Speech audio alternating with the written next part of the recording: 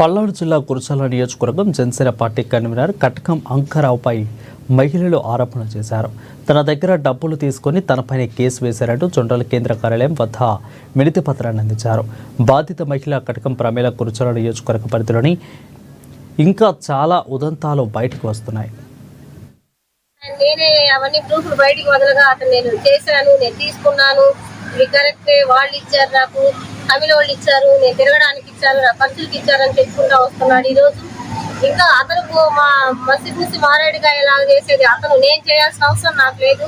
నా కొడుకు కోసం నేను అతని దగ్గరికి వెళ్ళిన మాట వాస్తవమే, నేనేం అబద్ధం చెప్పట్లేదు. అతని దగ్గరికి వెళ్ళి నేను నా కొడుకును కాపాడమని కూడా నేను అర్జించాను.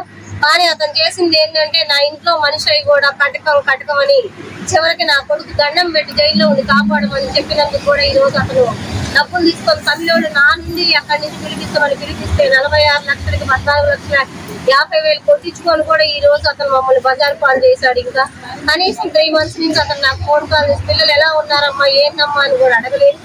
ఈ రోజు మరి అతను చెప్పే మాటలను బట్టి అతను ఇచ్చిన వాయిస్ లో అతను నారాయణపురం రవికి అమ్ముడిపోయి అతను కూడా ఎన్ని కోటిస్తానని అన్నాడు. మరి అతని వైపు మాట్లాడినట్టుగా ఉన్నాయి ఈ రోజు అతని మాటలు చూస్తే. తినంతసేపు తిని చివరికి ఏమి తెలియని అమాయకుల్లా